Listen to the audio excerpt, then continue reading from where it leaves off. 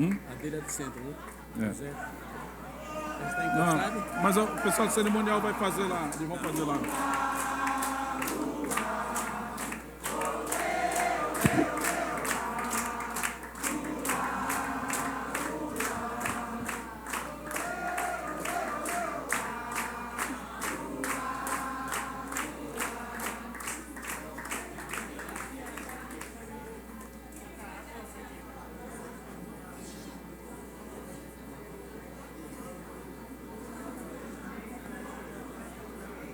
Tome seus assentos, por gentileza, agora.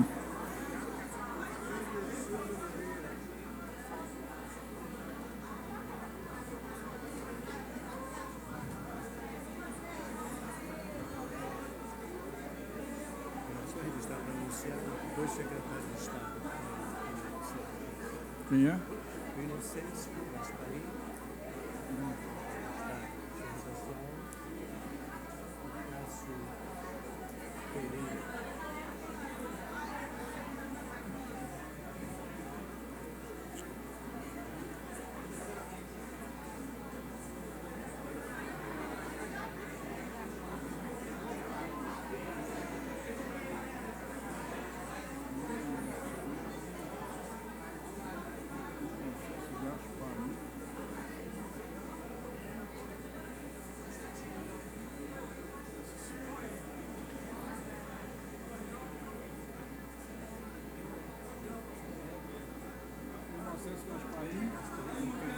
Ele é secretário do...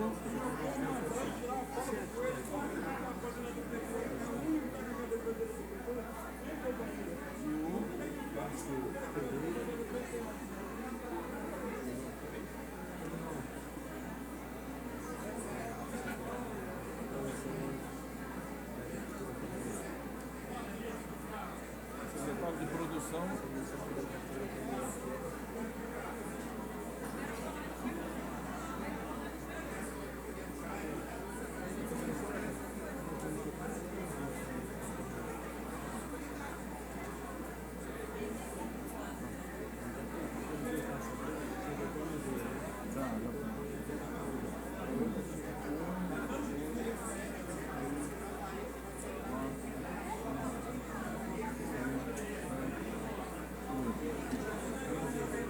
Já, na Juliana, tá. Eu já tinha feito a dela, né?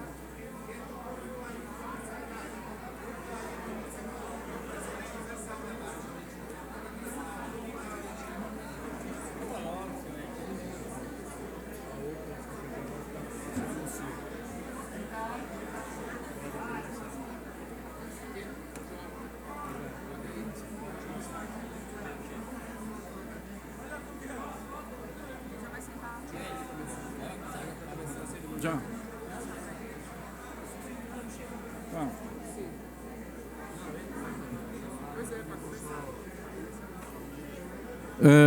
Bom dia a todos. Peço por gentileza para que todos tomem seus respectivos assentos para darmos início ao evento.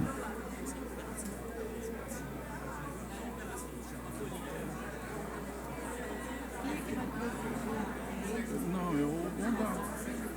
Não era nem para mim. Mas deixa ele lá. Ok. Não.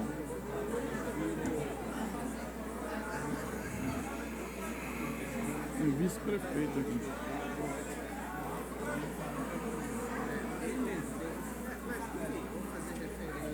Deixa eu logo lá com ele, porque ele vai no tirar a gente da mesa.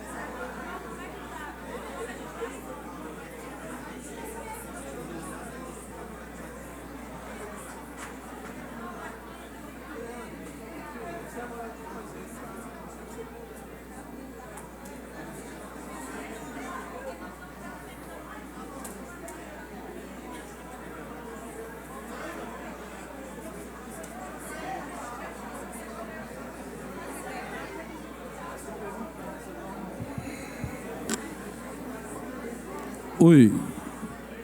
Por gentileza, peço para que todos tomem os seus assentos para darmos início ao evento.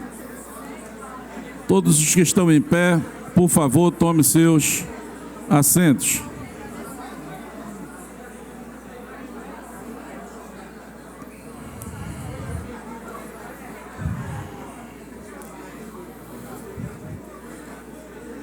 Senhoras e senhores, queiram sentar-se. Já vamos entrar ao vivo pela rádio e TV Alepa.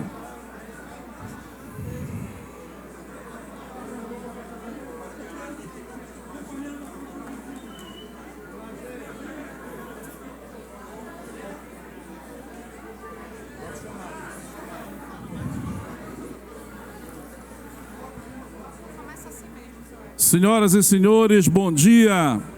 A Assembleia Legislativa do Estado do Pará recebe para a realização do debate Eleições Municipais 2024, que será proferida pelo senhor José Dirceu, do PT Nacional, e de iniciativa do deputado Carlos Bordalo.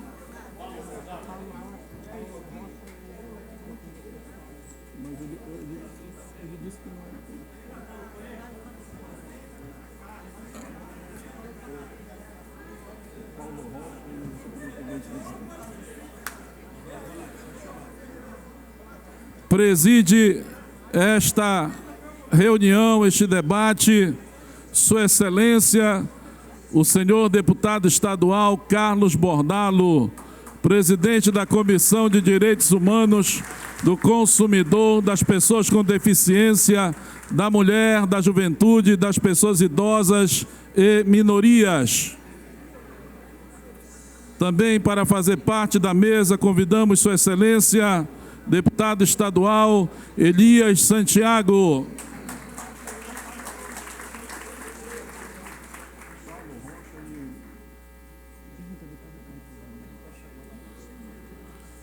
Também para fazer parte da mesa, senhor deputado federal Ayrton Faleiro.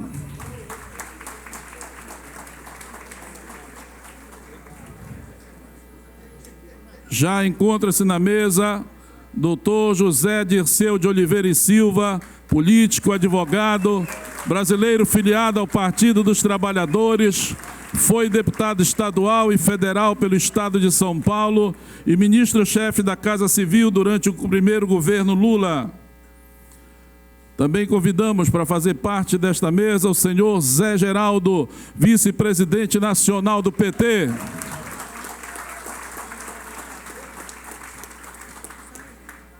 Convidamos a sempre governadora, a senhora Ana Júlia Carepa, ex-governadora do Estado do Pará.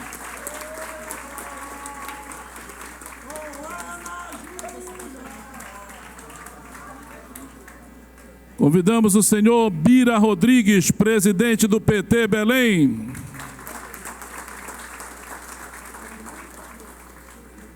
Convidamos também a senhora Claudinha Lima, secretária-geral do PT Pará.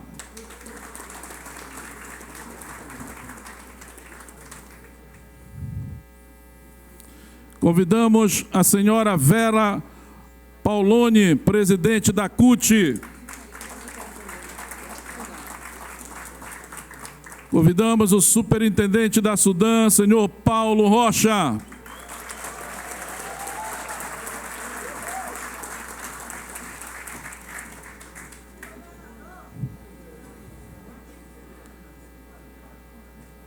Enquanto todos estão sentando, queremos registrar a presença do professor Alfredo Costa, vereador eleito por Belém do Pará. Registrar a presença da senhora Zélia, da professora Zélia Amador. Também presente o presidente estadual do PV interino, Danilo Alho. Presidente municipal do PV, Manuel Nemésio. Também presente Thelma Saraiva, representando o Ministério da Cultura. Senhora Cristina Vasconcelos, superintendente do IFAM. Senhor Jarbas Vasconcelos, secretário de Estado de Igualdade Racial e Direitos Humanos.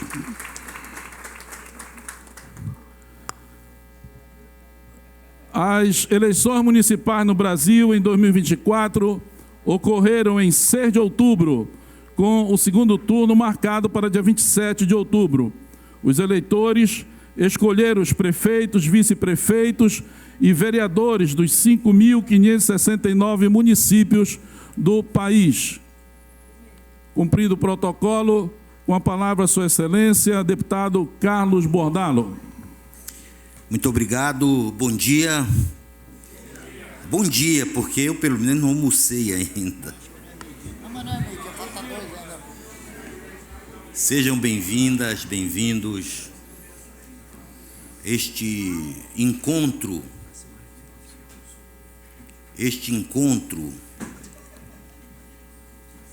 visa iniciarmos um debate que vai ser prolongado acerca do significado das eleições municipais para o Partido dos Trabalhadores, para a sua aliança popular e de esquerda, e também para que possamos ir desenhando um sentido mais afinado com os desafios do presente da sociedade brasileira. Quero registrar com todo orgulho a presença também entre nós do nosso vice-prefeito da capital Belém, meu companheiro Edilson Moura,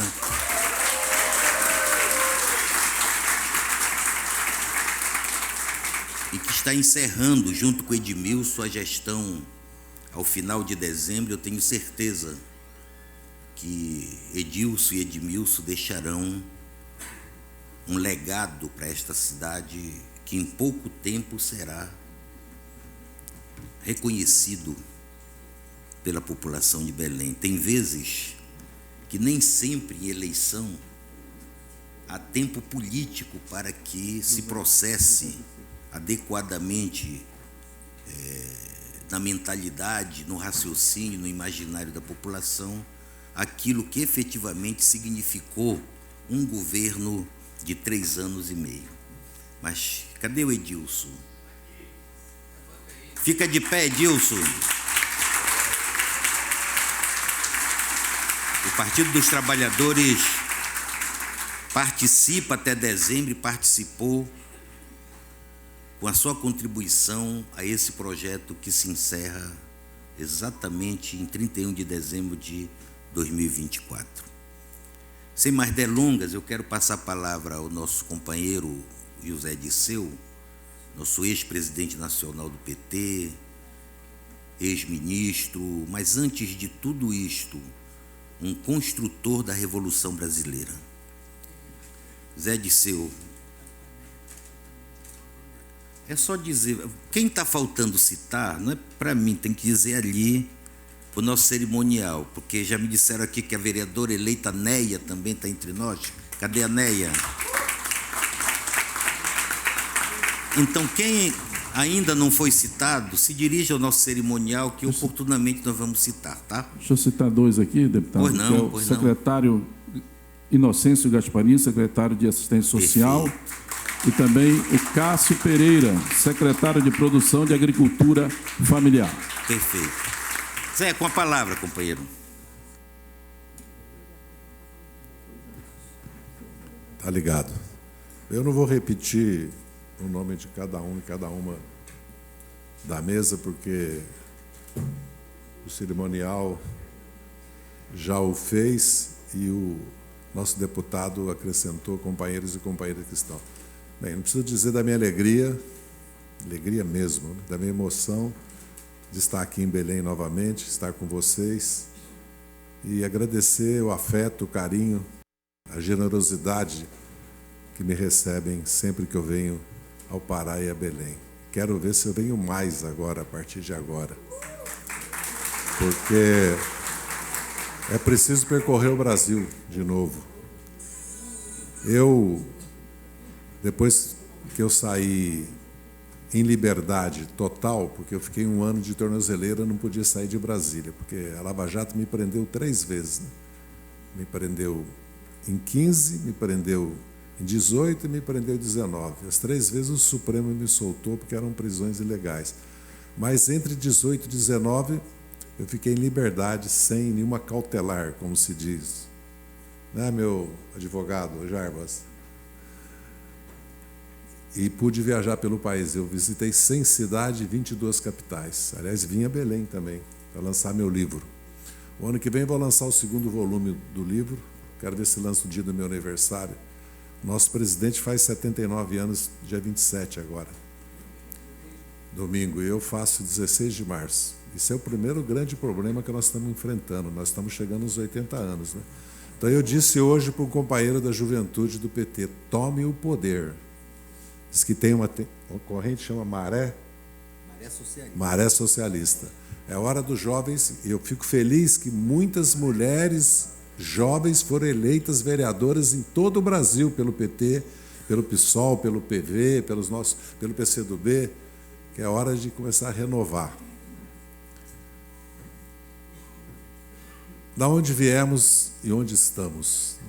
Cada período que nós vivemos, nos últimos 60 anos, né, da luta contra a ditadura e 40 da construção do PT, o mundo e o Brasil sofreram transformações. E nunca foi tanta transformação e tão rapidamente como nos últimos 20 anos. E será nos próximos 10 ainda mais veloz as transformações que o mundo está sofrendo. Nós surgimos da classe trabalhadora brasileira, que é muito jovem. O Brasil era uma fazenda escravocrata no final do século XIX.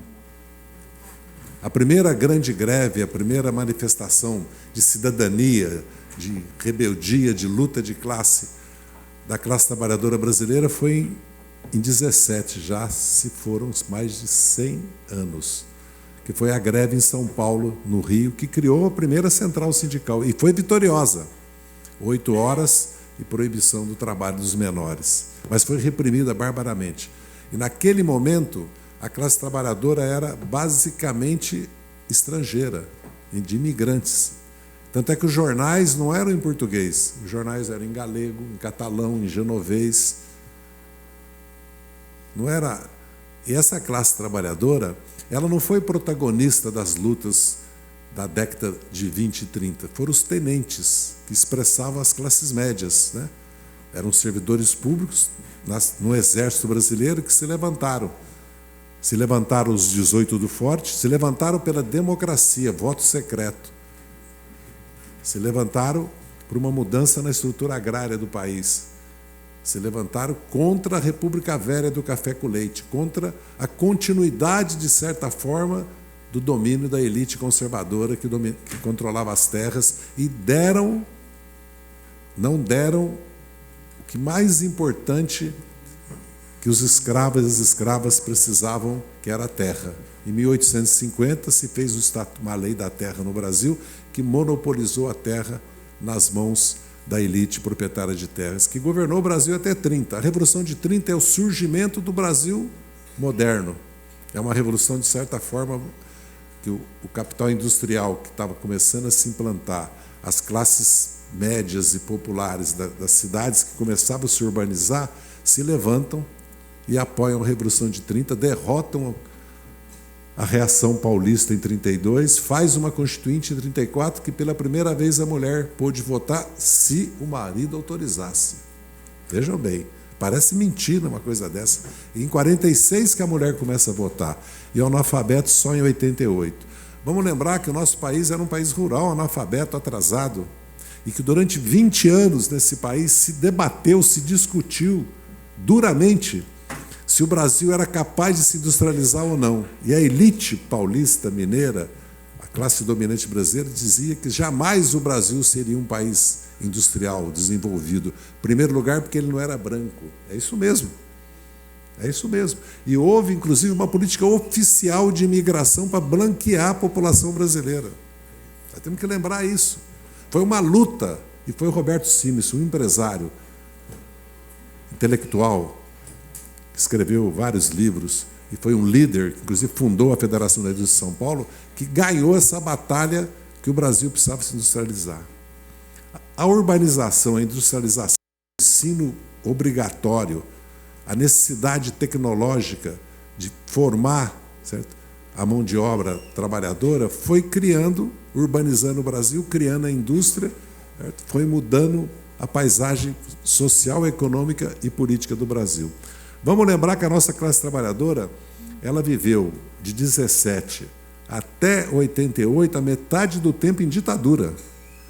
E várias vezes as suas organizações, seus líderes foram presos, exilados, mortos, e as suas organizações proibidas. O Partido Comunista praticamente nunca conheceu legalidade. Nunca. A legalidade ele conheceu de 46 ao começo da década de 50, quando foram cassados os mandatos e o Partido Comunista foi proscrito. Mas a classe trabalhadora sempre teve um norte. Ela votou de 46 a 64 no PTB, que era um partido trabalhista, nacionalista, industrializante e democrático. E votou de 74 a 89 no MDB, que era uma frente contra a ditadura, que o povo transformou num partido ao dar, em 74, uma vitória para o MDB que nem o MDB esperava. Em 65, o povo derrotou a ditadura em Minas e no Rio. Por isso que fecharam os partidos, acabaram com as eleições para presidente e governador, porque o povo estava contra a ditadura e o Juscelino seria eleito presidente em 65. Então, quando falam que no Brasil o povo é conservador, que no Brasil não há luta, nós temos que retomar o fio da história do Brasil. Quem é o Brasil? Porque nós, muitas vezes, como somos brasileiros e brasileiras, o Brasil é o 5º país do mundo em território, é o 8º em população, porque a Nigéria e a Indonésia nos passaram. Nós começamos a estabilizar o crescimento populacional brasileiro, a população está envelhecendo, e é uma das maiores economias do mundo, a 7ª ou 8ª economia do mundo. Se nós traçarmos uns círculos dos países que têm mais de 2 milhões de quilômetros quadrados, mais de 2 trilhões de PIB e mais de 20 milhões, de 200 milhões de habitantes, o Brasil está em todos os círculos. E no círculo maior, existem 5 países que têm essas 3 características: Estados Unidos, China, Índia, Rússia e Brasil. O Brasil é o único que não tem poder nuclear, se vocês observarem.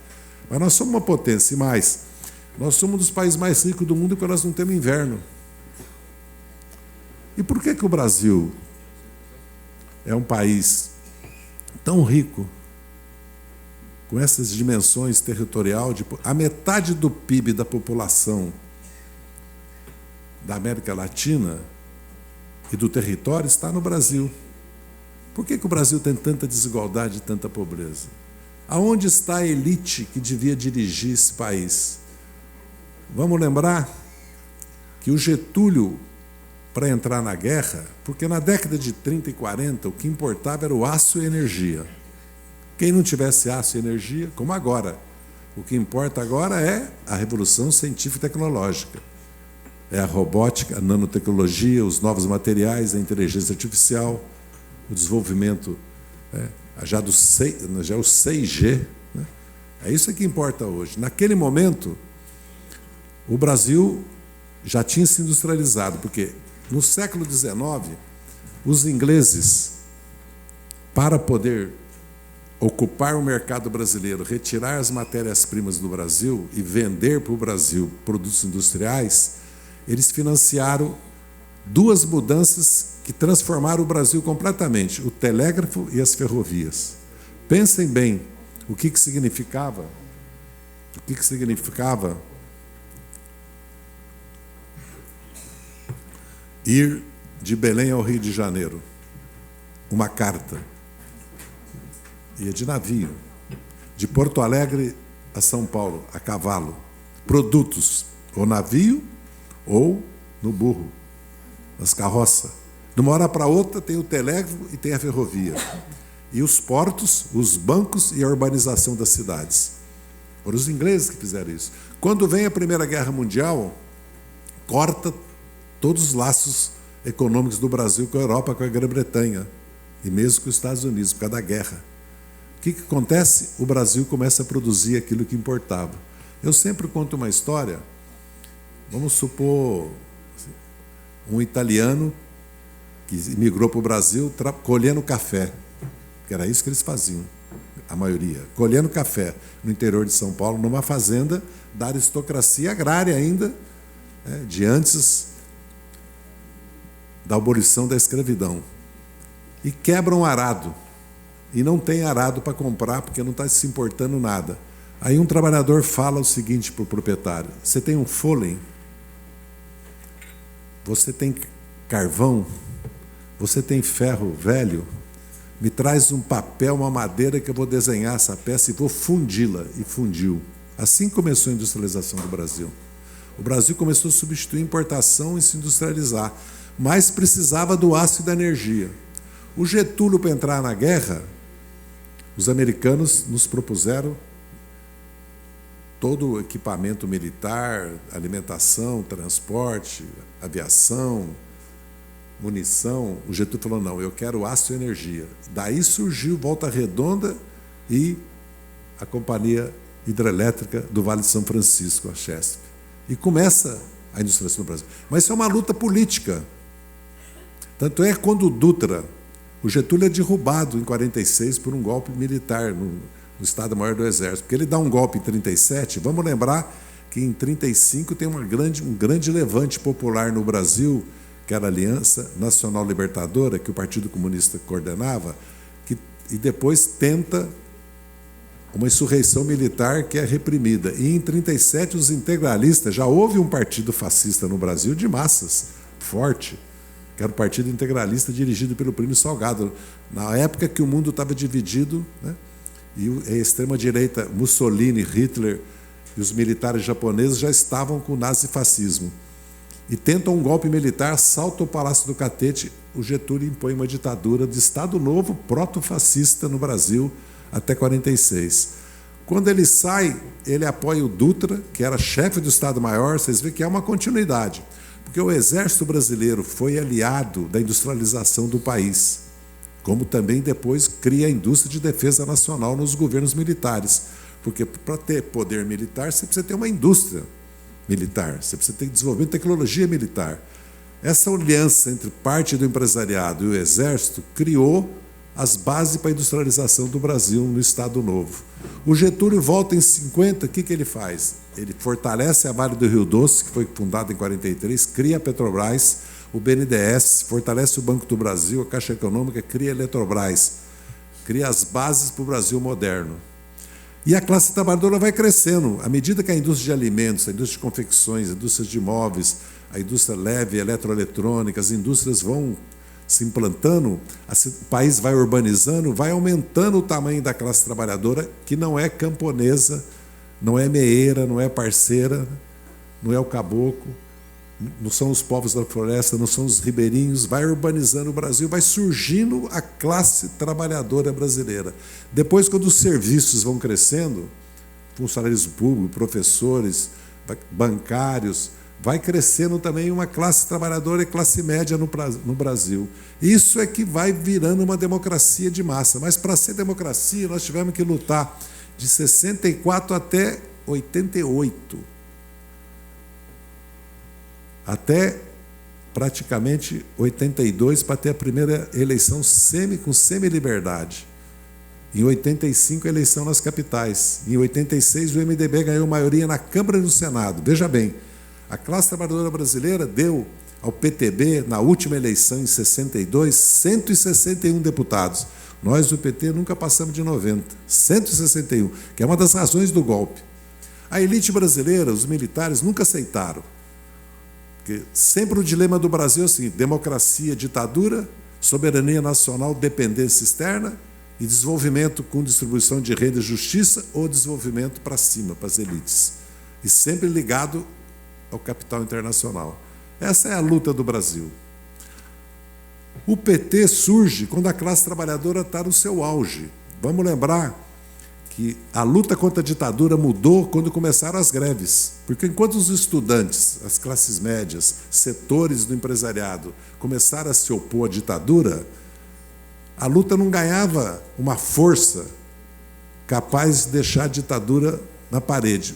Foram as greves do ABC, as greves dos professores, dos servidores públicos, dos bancários, o surgimento da indústria pesada, o surgimento da indústria química, que o Geisel faz na década de 70, a urbanização e a pobreza nas grandes cidades, o surgimento das pastorais, da SEB, da Teologia de Libertação, tudo isso vai se confluindo e surge o PT.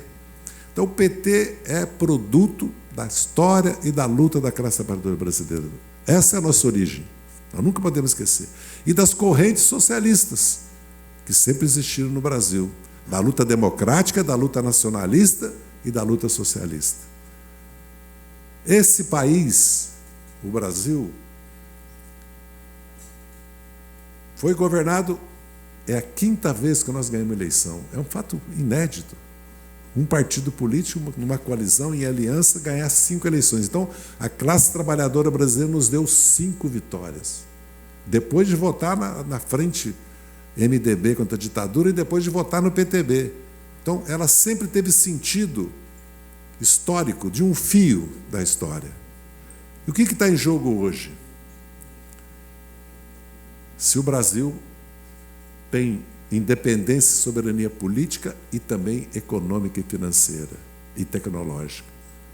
Porque o Brasil tem uma agricultura moderna, das mais modernas do mundo. O Brasil tem a Embrapa. O Brasil tem um setor energético mais limpo do mundo, inclusive agora que a energia eólica e solar e mesmo que a usina nuclear, o Brasil é independente, então, em 2 coisas fundamentais que a maioria dos países do mundo não tem: soberania alimentar e soberania energética. Tem fome no Brasil, mas não por falta de comida, até porque nós exportamos comida para 100 países. E vamos produzir mais 100 milhões de toneladas de cereais nos próximos anos. Já produzimos quase 400 milhões de toneladas.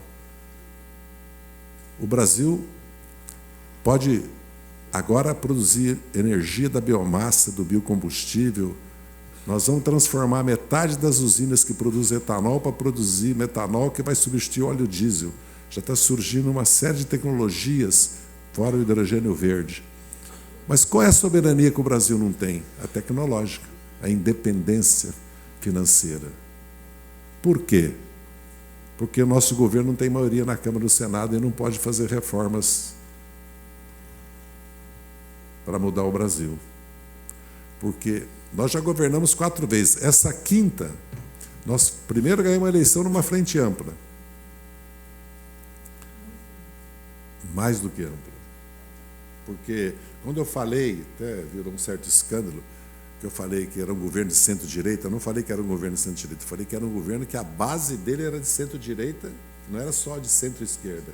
Que é verdade, porque o PP e o PR estão na base do governo.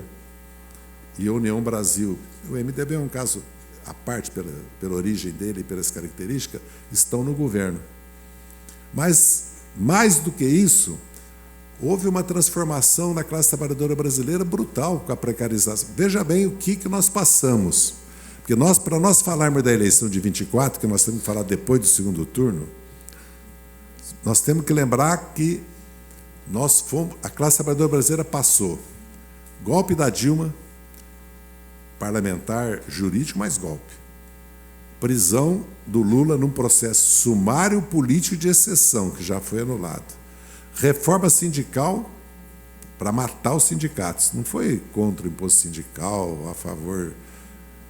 Foi para matar o sindicato, porque os empresários continuam com os sindicatos deles recebendo. Reforma trabalhista, reforma previdenciária, precarização, terceirização, revolução, automação, robótica, revolução dos aplicativos, da uberização, do empreendedorismo que nós criamos, com o MEI, com o Super Simples. Então mudou completamente. E a cultura mudou, o mundo mudou. Por que o mundo mudou? O capitalismo passou pela Primeira Guerra Mundial. custou 1 milhão de vidas, quando a população do mundo significa hoje 4 milhões, 5 milhões de mortes. Toda a elite jovem da Europa morreu na Primeira Guerra Mundial, inclusive das classes ricas, porque eles iam à guerra por questões de honra, de valores morais.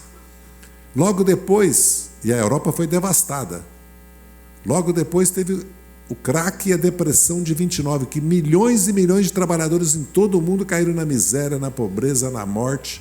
Foi uma tragédia para a classe trabalhadora, porque ela vinha lutando e fazendo grandes revoluções. A Revolução Mexicana aqui, a Revolução Russa de 17.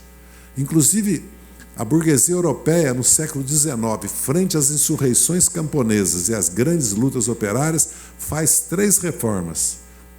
Política, com voto secreto, liberdade sindical, liberdade de organização, agrária e tributária. A Europa taxa a riqueza, a propriedade e a renda, não o consumo e a produção como nós taxamos no Brasil, e não taxamos a renda, a propriedade e a riqueza. E a Segunda Guerra Mundial vem e custa 100 milhões de mortes, a destruição da Europa, do norte da África, da China, grande parte da Índia, Laos, Camboja, Vietnã, Malásia, Tailândia, Birmânia, Japão, Coreia. É uma devastação. O capitalismo se autorreforma depois da guerra e cria o que nós conhecemos como a era de ouro do capitalismo de bem-estar social. Porque com a pressão da Revolução Russa, da Revolução que toma o poder na China, da derrota dos japoneses e dos franceses no Vietnã e na Indochina, e depois dos americanos em 75, há uma autorreforma do capitalismo que separa banco comercial de banco de investimento, cria o FMI para controlar o câmbio, cria a Organização Mundial do Comércio para controlar o comércio e cria o Estado de Bem-Estar Social, que é tributar e criar as condições de saúde, educação, habitação, transporte para a população.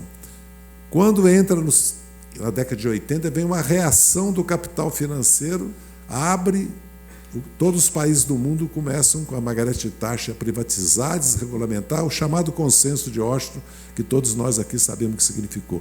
E o mundo vira, de 80 até 2008 e 2009, que é a primeira crise, 2011 e 2012 a segunda, pandemia depois, e 2001, o ataque às Torres Gêmeas e o início do militarismo e do unitarismo norte-americano.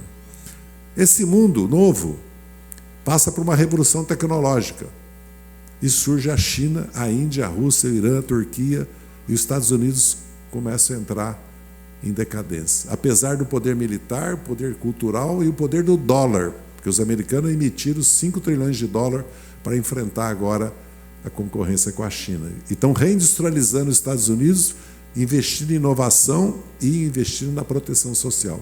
Quando o Biden fala que precisa reorganizar os sindicatos e assina um termo com o Lula em defesa dos direitos sindicais, é porque a globalização e a financiarização da economia destruiu a classe trabalhadora, a classe média americana. E na Europa, menos, mas nos Estados Unidos, bastante. Essa destruição do Estado de Bem-Estar Social e esse vazio de políticas sociais cria a força da extrema-direita, o surgimento da extrema-direita. Vocês podem prestar atenção que, na maioria dos países, a luta política é entre a direita e a extrema-direita. Na Itália, agora ganhou a eleição na Áustria, tinha ganho na Dinamarca, na Suécia, na Holanda, ganhou na Itália, pode ganhar na França, ainda que houve um crescimento grande das esquerdas na França e uma reação grande na Grã-Bretanha contra a xenofobia, o nacionalismo de direita que queria expulsar os imigrantes. Houve grandes manifestações populares defendendo o direito à imigração. A Europa envelhece, está estagnada e não aceita imigração. Os americanos todo ano aceitam 1,5 milhão de imigrantes. Não é pouca coisa. Em 10 anos são 15 milhões. Mesmo num país como o Brasil, os Estados Unidos, o Brasil tem 213 milhões de habitantes, os Estados Unidos 350 milhões, isso significa uma força nova que faz a economia se mover. Então, esse novo mundo vem um elemento novo, que é o choque cultural de valores morais. Por quê? Vocês já observaram Quem lutava a favor do meio ambiente? Em defesa LGBT. Quem lutava a favor da igualdade da mulher? Contra o racismo? As esquerdas e uma minoria, não era? Nós nunca conseguimos formar um grande movimento de massa contra o racismo, em defesa dos direitos das mulheres, né? Ou mesmo a favor do meio ambiente, apesar que no Brasil surgiu o Partido Verde, os partidos foram absorvendo.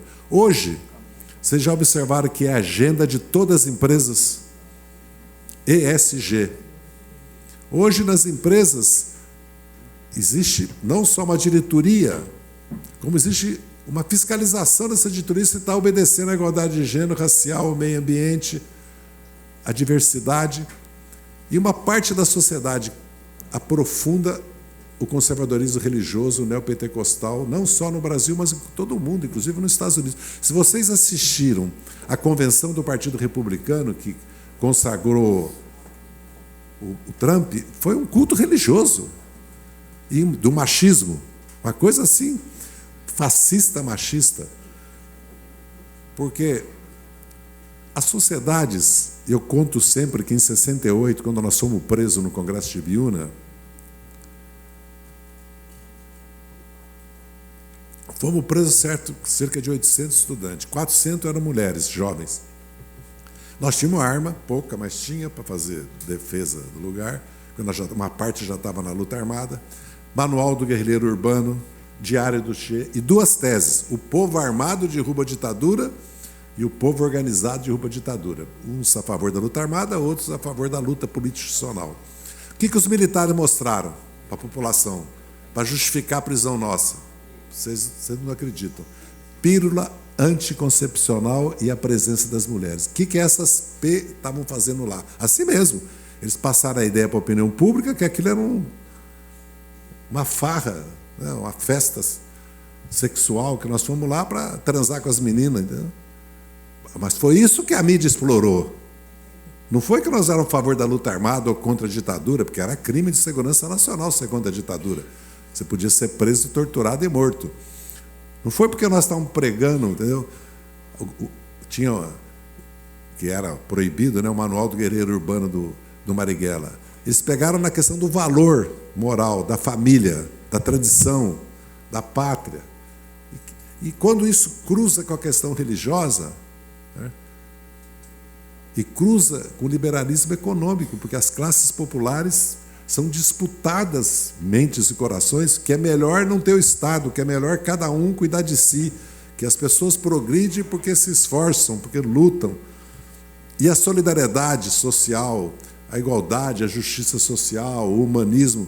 Então, há uma luta de valores. E vamos lembrar que nós não somos classe dominante. Vamos lembrar que, nesse país, vereadores e vereadoras, prefeitos e prefeitas, deputados e deputadas, senadores e senadoras, servidores públicos do primeiro e segundo escalão passaram a existir depois que nós criamos o PT e lutamos e mudamos esse país. Porque só as elites punham seus filhos para dirigir tudo. Um reitor como nós temos hoje aqui na universidade jamais existiria nesse país.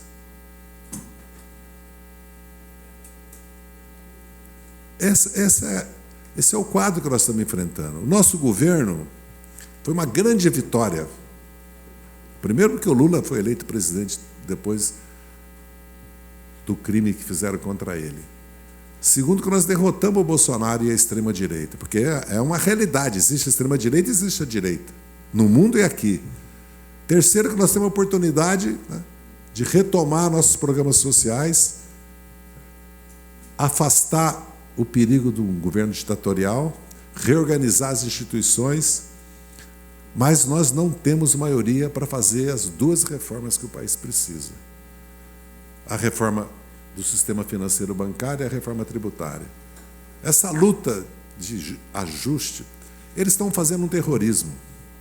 O Brasil está crescendo, a economia está crescendo, o emprego está crescendo, a renda está crescendo, o investimento está crescendo, o crédito está crescendo, a arrecadação está crescendo. O Brasil tem quase 380 bilhões de reservas. O Brasil tem um déficit de contas correntes de 40 bilhões, mas tem 150 de superávit na balança comercial e de investimento externo. Por que então que a dívida pública vai explodir?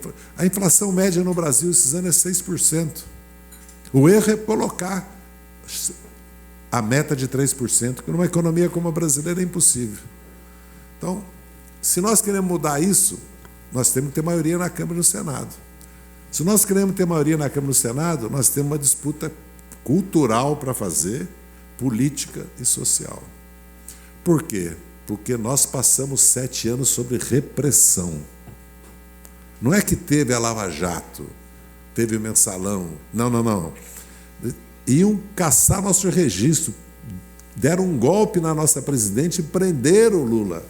E nós não podíamos sair às ruas. Ou não era verdade? Então, nós estamos ainda... Nós fizemos assim e estamos começando. Isso não significa que nós não erramos, que nós não temos problema. São coisas diferentes. Mas nós não podemos fazer uma análise da votação que o PT teve agora, 8 milhões de votos, porque contar o número de prefeito, de vereador é importante, mas o que conta é qual é o número de votos que você tem para a Câmara dos Deputados e qual é o número de votos que você tem para os vereadores. O PT foi o primeiro em número de votos de 2002 até 2018 para a Câmara. 22 nós perdemos por 0,5% para o PL. Nós tivemos 8 milhões de votos, nós tínhamos tido 6.600, mas nós tínhamos tido mais em 16. Então, o mundo mudou, o Brasil mudou, nós temos que mudar. Porque hoje os territórios estão ocupados pela direita. Não é só as igrejas neopentecostais. As associações de bairro. Bem, vocês viram a disputa nos conselhos tutelares. Tem estado que nós não ganhamos um. São Paulo, algumas capitais, nós ganhamos 40%, 30%, mas tem lugar que a gente perdeu todos os conselhos tutelares. Então existe uma força política nova na sociedade brasileira, com uma cultura política, que é a direita.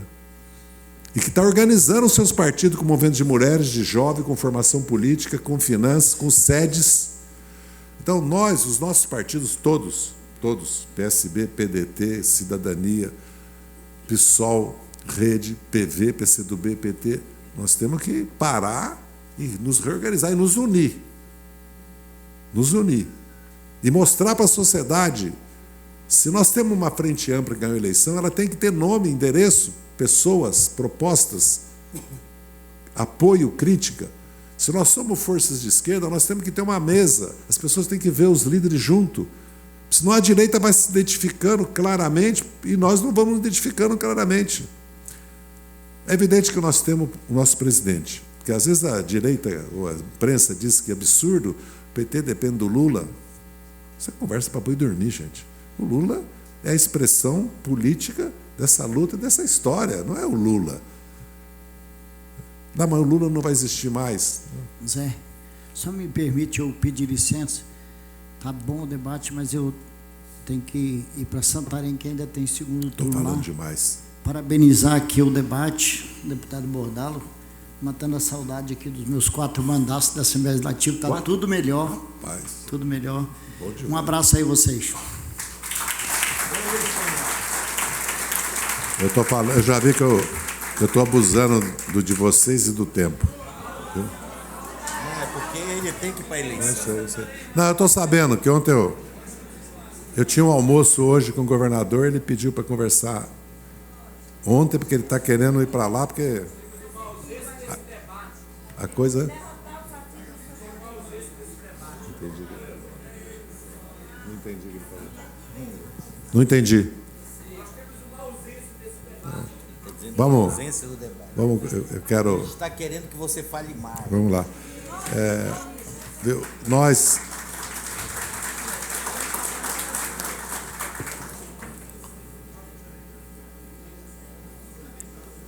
Nós temos que ter... O que nós precisamos nesse momento? Primeiro, nós precisamos ajudar o nosso presidente. Eu sei que muitos de nós, é natural, temos crítica ao governo. O governo tem muitos problemas graves, alguns. Faltam recursos, por exemplo, reforma agrária, INCRA. Precisa de 5 bilhões, tem 500 milhões. Conab. Por exemplo, vocês sabem que nós temos 3 milhões de pequenas propriedades agrícolas que não têm capacidade de produção. Temos 1 milhão que tem. 1/3 disso é assentados. O resto é agricultura integrada, né? Da avicultura, da suinicultura, que existe muito no sul. Se nós tivéssemos recursos para essas 3 milhões de propriedades ter acesso à irrigação, que hoje é solar, né? Não precisa nem puxar fio, nada. A tratores, que hoje já são adaptados. A Embrapa, as sementes, porque mercado tem. Porque toda hora os preços começam, né? Dá uma chuva, dá uma seca. Por quê? Porque o Brasil não tem uma política nacional agrícola. Todos os países do mundo têm. Nós não temos estoque. Vocês lembram o que aconteceu? O arroz começou, por causa da enchente do Rio Grande do Sul, eles impediram que nós importássemos arroz. Os americanos, os europeus, têm qualquer problema, eles importam o alimento, subsidiam e pronto, final. A agricultura europeia e americana é altamente subsidiada, mas não é subsídio, é 50% é subsídio, 70% é subsídio. Subsidia para não plantar, paga para você não plantar quando tem excesso, paga para você plantar quando tem necessidade. Aqui no Brasil virou, tudo parece que é sabotagem contra o agronegócio, quando o agronegócio existe por causa do Banco do Brasil, da Plano Safra e da Embrapa. Existe também porque os produtores trabalham, porque são empresários. Porque nós estamos no capitalismo. Um país tem uma classe... Eu vou falar uma coisa que eu vou ser muito criticado, mas a gente tem que ter consciência disso. Você não forma uma classe empresarial, nem uma classe operária de um dia para outro. Você vê, a classe trabalhadora brasileira, ela veio se formando conforme o capitalismo foi avançando, ela foi lutando, tendo acesso à educação, porque ela é uma luta para o trabalhador.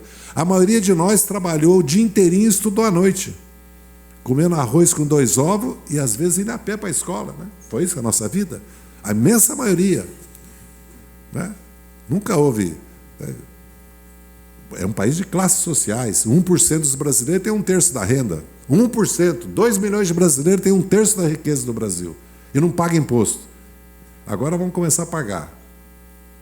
As mudanças estão acontecendo já. 10% dos brasileiros tem a metade da renda, e os outros 150 milhões não tem nem o que 1% tem. E 10% de brasileiros não tem nem 1% da renda, por isso que passa fome, que teve que voltar o nosso governo para voltar a cair o índice de fome. Nós temos que mudar. Para mudar, nós precisamos disso. Ter tempo para discutir, acesso as informações, espaço para discutir e direito de voto. Igual na sociedade. Tem que ter nos partidos. E tem que, a OAB já vota aqui, não sei se é aqui. Lá no Distrito Federal já está votando aqui. Vários sindicatos já votam por aqui. Porque tem uma discussão falsa, que é a seguinte.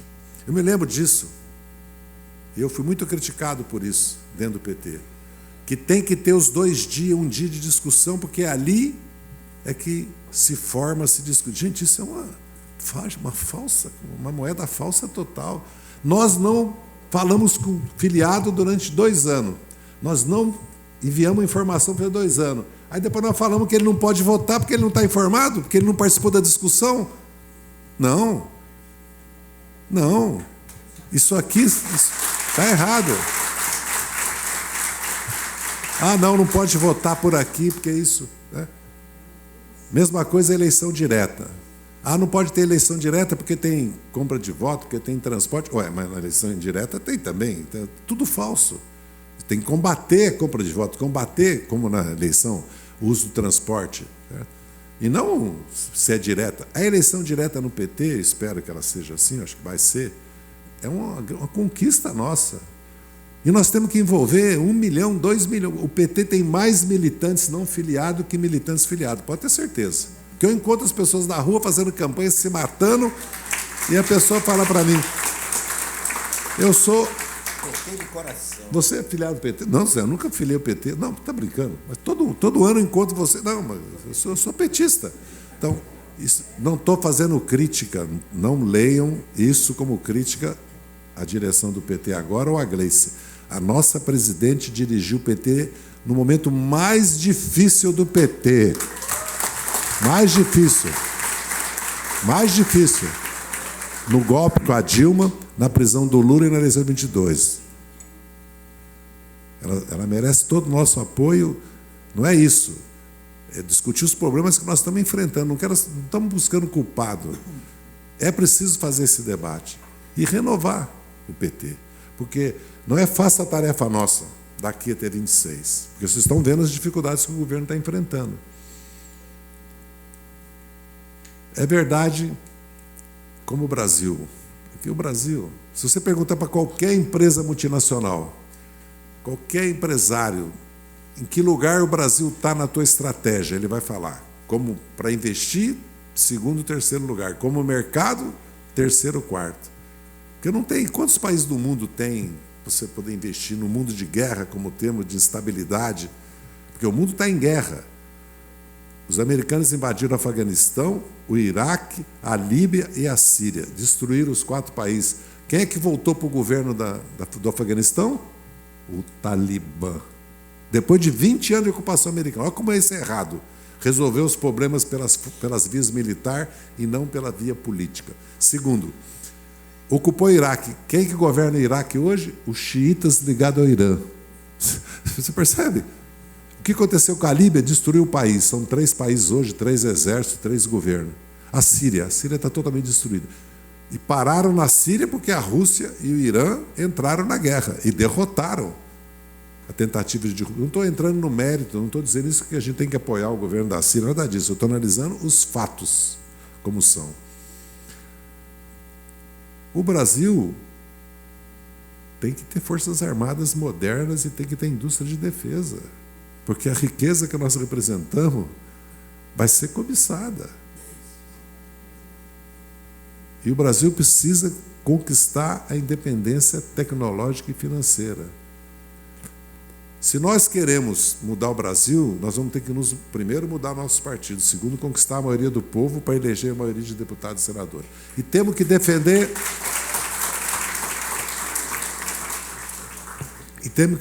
duas mudanças. A reforma política. Esse sistema político que nós temos só existe no Brasil. É só no Brasil se vota no candidato. São 460 mil candidatos a vereadores. 460 mil. Só o PT teve, e o PCdoB e o PV, nós tivemos 34 mil. Os outros partidos tiveram 38, 40 mil. O PL, o PSD, o MDB, o União Brasil, acho que menos. E o PR também. Todo o país vota no partido, na lista, aberta ou fechada, ou no misto. Vota 2 vezes, no distrito e na lista. Calcula pela lista. Você elege a metade dos deputados no distrito, divide. O Pará está com 38 deputados?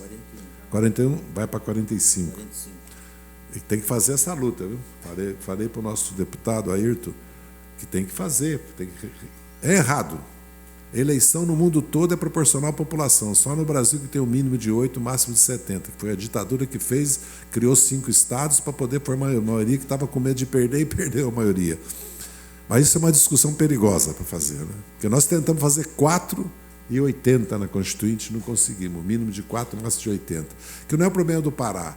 É mais Acre, Rondônia, Roraima, Tocantins, Mato Grosso do Sul, Amapá e mais 2 estados do Nordeste, eu acho, que tem 8 e não teria 8. Os outros todos teriam o que tem hoje, não mudaria muito, não. São Paulo é que ficaria mais beneficiado. Mas quem protege os estados não é a Câmara, é o Senado. E no Senado, 12 estados com 25% da população tem 42 senadores. Então quem evita que São Paulo e Minas se unam para prejudicar o Pará? Vocês sabem que a Lei Candir foi uma tragédia para o Pará. Agora essa reforma do IVA vai ser a favor do Pará, pela primeira vez, que vai ser no destino a cobrança do ICMS. Nós precisamos fazer uma reforma política. Nós não podemos continuar com esse sistema político eleitoral que nós temos. Porque voto distrital existe nos Estados Unidos e na Grã-Bretanha, que é um problema que você pode fazer 40% de voto e não ter 5 deputados. Você pode ter perdido por 3%, 4% em quase todos os distritos. Aliás, acontece isso. O Partido Liberal da Grã-Bretanha já teve 1/3 dos votos e tinha 15 deputados, em vez de ter 150, porque foi perdendo em todos os distritos. E nós temos que fazer a reforma tributária, porque ela é que muda o país, na verdade. Enquanto não taxar a riqueza, a propriedade e a renda, para você ver, nós estamos lutando para dar isenção até R$5.000 e taxar os super ricos e criar uma outra tabela de imposto de renda. Porque como é que pode, num país como o Brasil, acima de R$6.000, todo mundo paga o mesmo imposto? Quem ganha 60 mil, 600 mil, 6 milhões, 60 milhões, paga 27,5, como quem ganha 6 mil? Está tudo errado. E o trabalhador com R$3.000 paga imposto de renda? R$4.000 é renda? Porque hoje todo mundo fica cortando para ver como é que vai chegar no final do mês, né? O que eu não gasto, né? E outra coisa, todo mundo endividado. E outra coisa, vamos lembrar que quando vocês compram, nós compramos qualquer bem em crediário, nós estamos dando 30% para o capital financeiro, que deveria ser 5%, 3%, 7%, 8%.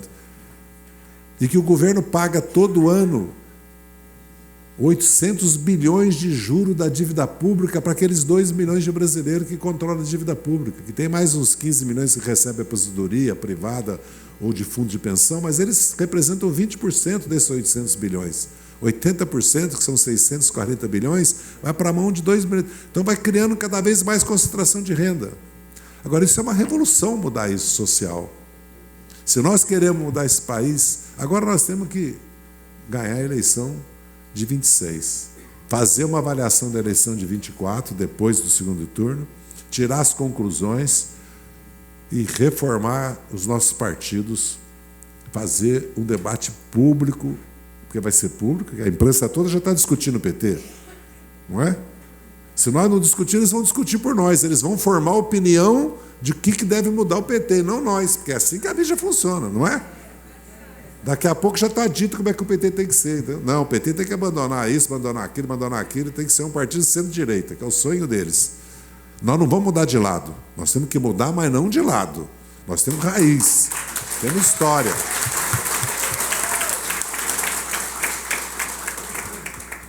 Como sempre diz o meu nosso querido amigo e nosso sempre líder José Genuíno, nós sempre mudamos, mas nunca de lado. Quando nós estávamos presos, a gente conversava sempre isso.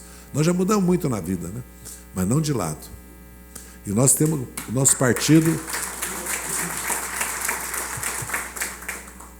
Nós temos milhões de militantes no PT.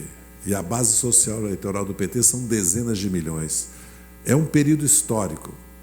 Pode mudar esse período histórico? Pode.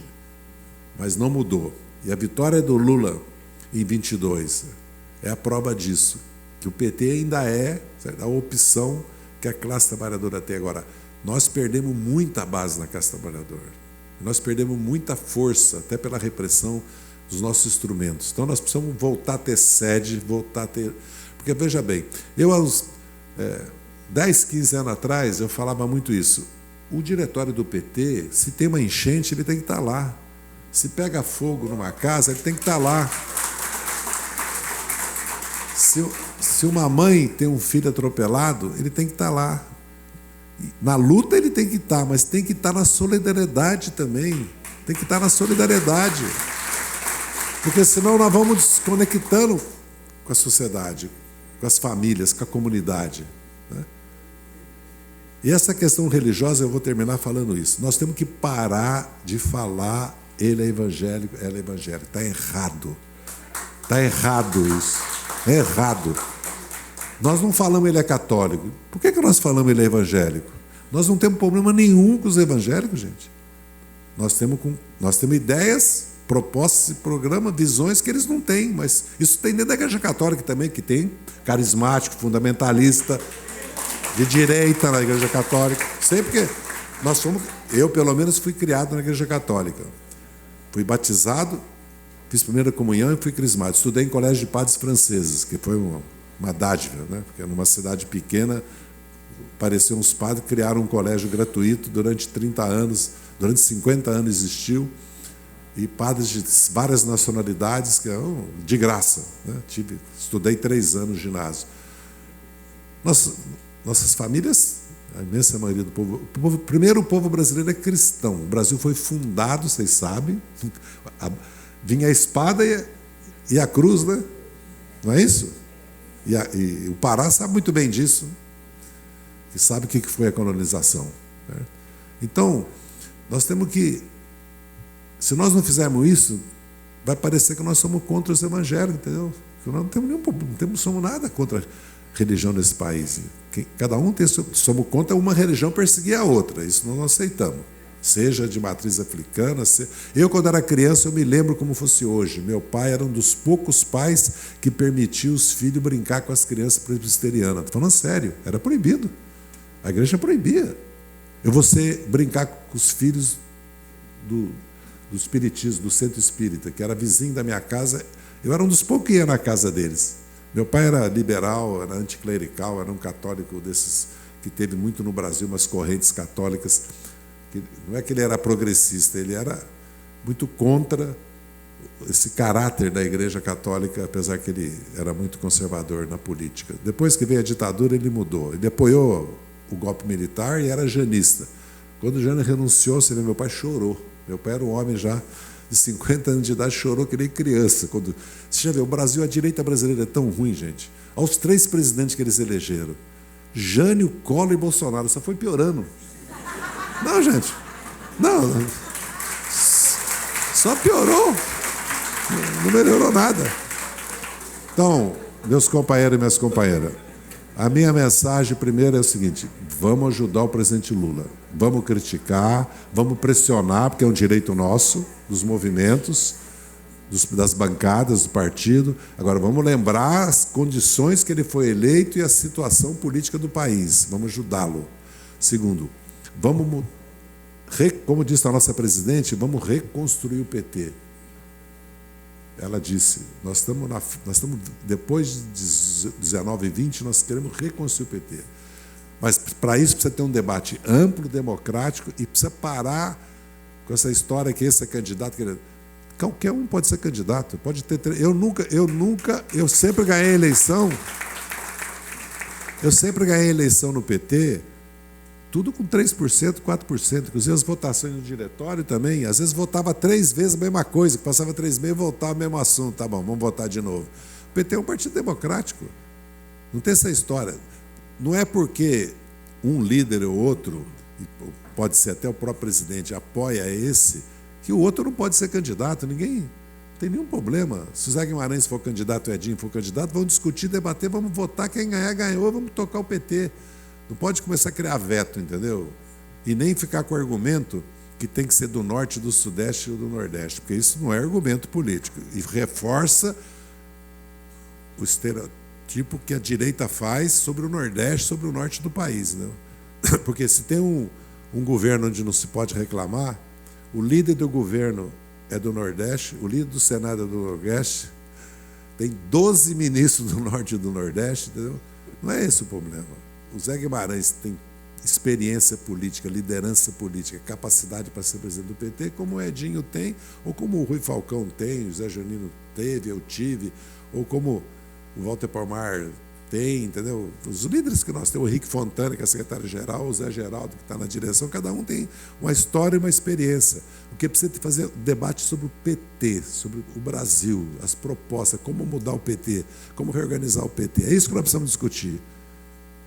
Com transparência e com tempo, que precisamos amadurecer. E fazer a sociedade ver que o PT... Quando eu fui eleito presidente do PT, nós fomos visitar o Lázaro Brandão, que era presidente do Bradesco. Ele falou para mim, eu te dou uma oportunidade, você me fala 3 frases que você vai fazer com o PT. Quer dizer, o que vocês vão fazer com o PT, porque era uma aliança política.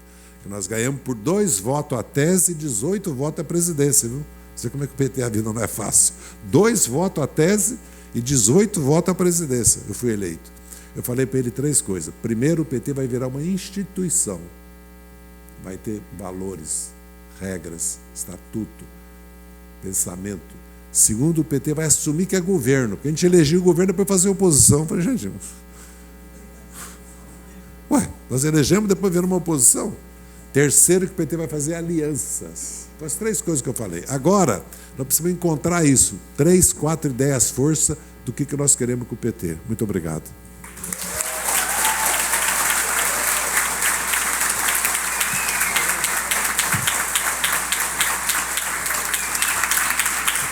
Muito obrigado, companheiro. Vocês sabem que programação não é um debate. Mas eu vou voltar para fazer debate. Mas o Zé Disseu está se dispondo a voltar outras vezes. E nós agora vamos fazer uma pequena mensagem, vamos ouvir uma pequena mensagem das duas instâncias partidárias, a partir do diretório executivo estadual e do presidente municipal. Então eu convido o presidente municipal de Belém do Partido dos Trabalhadores, companheiro Bira Rodrigues, para uma saudação, e depois a companheira Claudinha, em nome da executiva estadual, fazer essa saudação. Mas antes disso, por favor, os registros que você ainda tem para fazer. Presente conosco nesta Alda Selma, ela é presidente da FUNPAPA. A Mauri, da APPD, vereador eleito. Regina Barata, ex-deputada e defensora pública. Também senhor Miro Sanova, ex-deputado desta casa. Paulo Gaia, delegado regional do Trabalho. Valdir Ganzer, ex-deputado desta casa. Neia, vereador eleita pelo PT. Raí Moraes, superintendente do INCRA. Cristiano Martins, secretário de Agricultura Familiar. Muito bem. Mauri, eu acho que há um desejo de você voltar para a Câmara. E esse desejo vai se realizar brevemente, se Deus quiser. Mas, companheiro Bira Rodrigues, uma rápida saudação em nome do diretório do PT de Belém. Tá. Boa tarde, companheiras, boa tarde, companheiros. A mesa e especialmente o companheiro Zé Disseu. Claro, deixar dito aqui em nome de toda a militância do PT, Belém, e tem gente aqui que é de Ananindeua e tal, tá? Que é sempre muito bom escutar o Zé, né?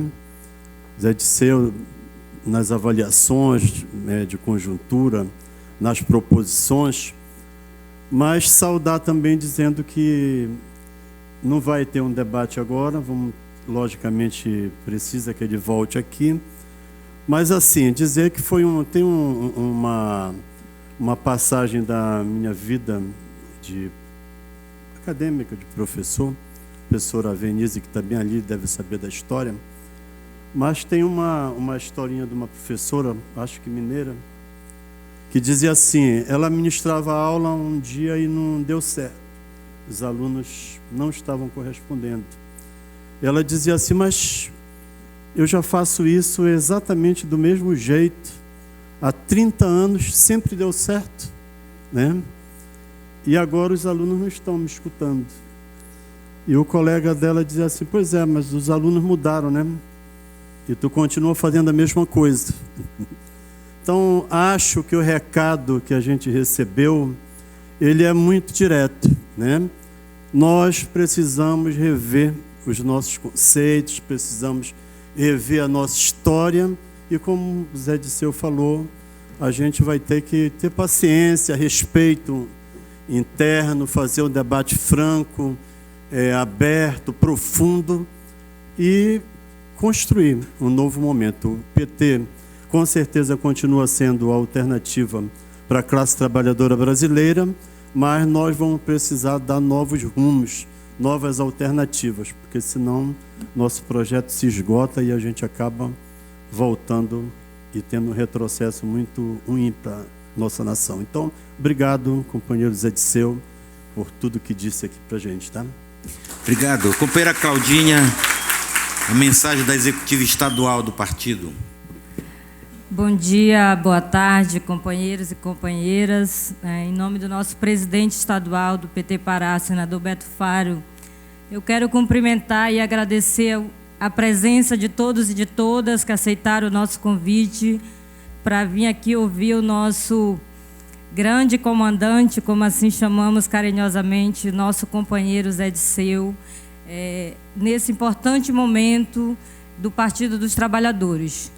Ele já se comprometeu com nós também que voltará no início de 2025 para que a gente possa ampliar esse debate aqui em Belém e no interior do estado. Então, estaremos aqui à disposição. Então, a nossa fala aqui é de agradecimento e de cumprimentos, né? Eu quero cumprimentar a executiva do PT Pará,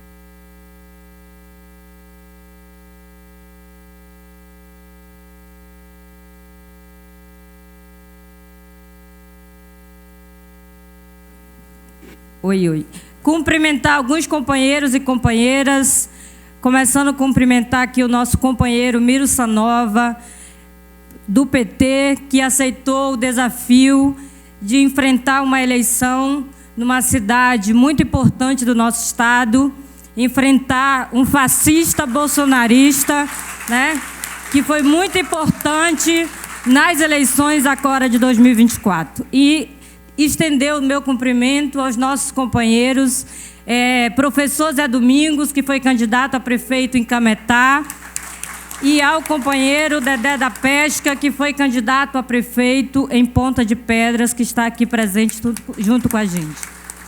Cumprimentar os nossos vereadores e vereadoras eleitas, companheira Neia, mulher preta periférica de Belém, eleita vereadora pelo PT, cumprimentar o companheiro professor Alfredo Costa, vereador eleito pelo PT de Belém, e cumprimentar o companheiro que chamamos carinhosamente como Dereco, fruto da juventude do PT, eleito vereador no município de Moju. Em nome de vocês, eu cumprimento todos os nossos candidatos e candidatas, quase 1.200 candidatos e candidatas do PT em todo esse estado, e também cumprimento todos os candidatos e candidatas a vereadores e vereadoras da Federação Brasil da Esperança em todo o estado do Pará. O nosso desafio de fortalecimento e de reconstrução do PT é o desafio que deve sempre permear nas ruas, nas redes, em todos os cantos desse país. Nós somos o maior partido da América Latina, e precisamos continuar construindo e nos fortalecendo a cada dia. Muito obrigado a todos e todas. Só quero só dar uma palavra. O nosso senador Beto Faro me telefonou, eu tinha já ligado para ele. Lógico que justificou, está em Santarém, né? Ele é a deputada. Eu falei para ele não se preocupar, que eu ia seguir a orientação e a linha política, ele ficasse tranquilo. Eu queria muito que ele estivesse aqui, mas é impossível, né? Mas estou alinhado, ele sabe que nós estamos juntos nessa batalha e vamos estar juntos para ajudar nosso partido. Eu vou ajudar, né? Porque já foi a minha época de ser dirigente de partido, ser parlamentar, eu só quero ajudar o PT. Depois, em 25, no final, vou resolver essa questão se eu sou candidato lá em São Paulo, porque eles me roubaram o mandato, né? Que 516 mil paulistas e paulistanos me deram.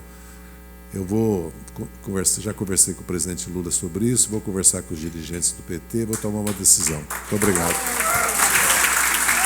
O deputado Elias pediu para entregar um presente para o Zé Disseu. É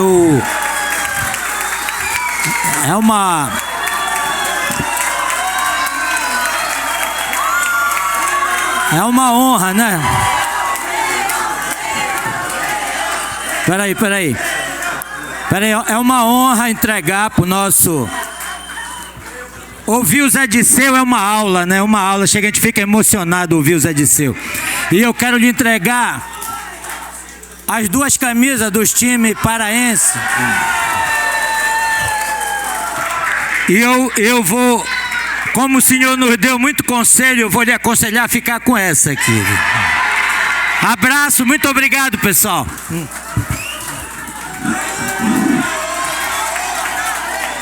Eu vou aconselhar que o Zé tire a do Paysandu também e coloque uma do Paysandu de um lado e a do Remo do outro. Coloca a do Paysandu desse lado e a do Remo do outro lado. Pronto. Agora tá melhor? Olha, pessoal, muito obrigado. E vocês, não sei se já perceberam, não sei se perceberam, quando eu cheguei aqui na